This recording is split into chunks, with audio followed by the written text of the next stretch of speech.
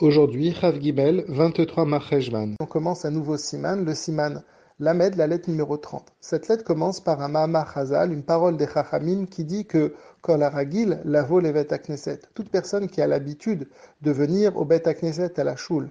Veyom echad loba, et un jour il ne vient pas.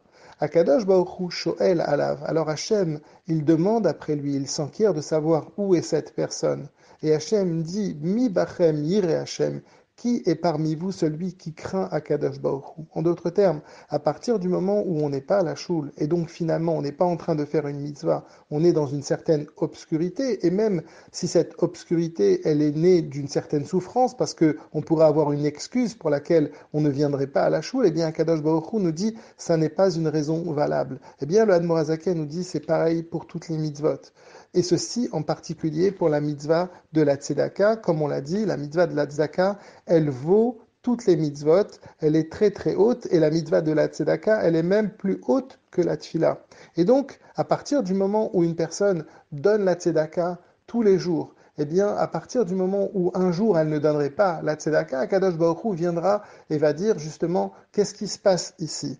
Et bien sûr, l'Admo Hazaken dit que quand on fait quelque chose à plusieurs reprises, on doit toujours dire bli neder. C'est sûr, et c'est pas une question de savoir est-ce qu'on a fait une avéra ou pas une avéra, même si on a dit bli neder.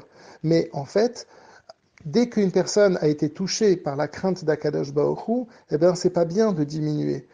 Si on avait l'habitude, les années précédentes, de donner, comme on le dit, on l'a répété à plusieurs reprises, que l'Admor Hazaken a insisté, de donner la tzedaka en particulier en Eretz Israël, pour des gens qui n'ont pas, c'est des gens qui sont nécessiteuses, eh bien à ce moment-là, et en particulier en Eretz Israël, comme on dit que Eretz Israël, au temps de la Galoute, ça s'appelle Soukat David Anophelet, la maison de David qui est tombée. Et nous, notre rôle, c'est de relever cette maison, c'est de rebâtir Eretz Israël, faire en sorte que les gens qui y vivent puissent y vivre décemment.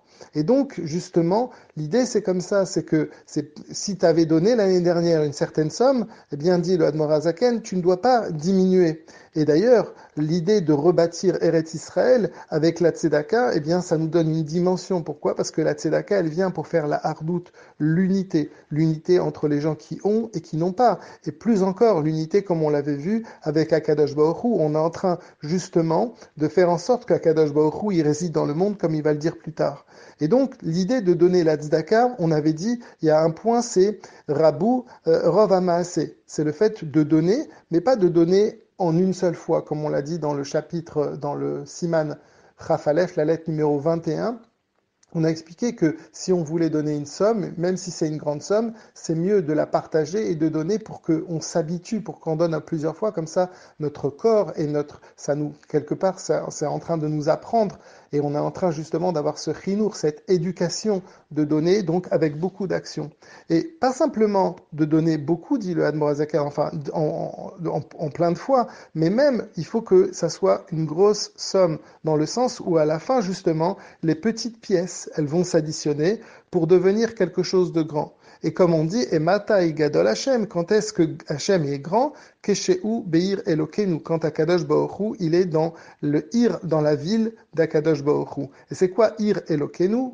Et le Admor Hazaken explique que de même qu'une ville est composée de plein de bâtiments, eh bien pareil, les mots, la parole aussi, c'est des bâtiments, c'est des bâtiments, c'est des lettres que l'on va dire.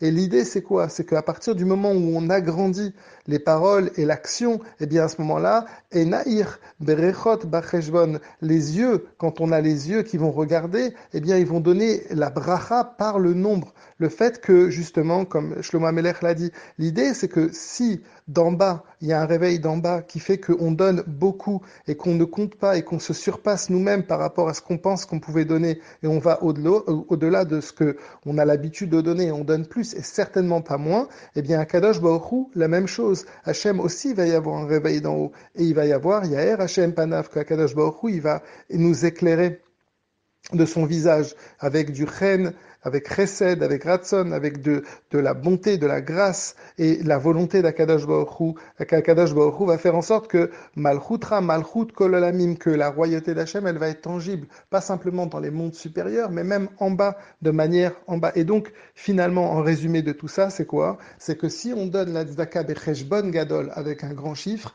eh bien, Akadosh Baruch Hu, ça va créer le shalom qu'on l'a dit, ça veut dire qu'Hachem va résider en nous, et donc tout l'objectif de cette lettre du Admorazaken, c'est surtout de dire, si on avait l'habitude d'avoir pris sur nous de faire quelque chose, une mitzvah, et en particulier la tzedaka, il faut surtout pas trouver des excuses, il faut continuer, amplifier et surtout ne jamais diminuer.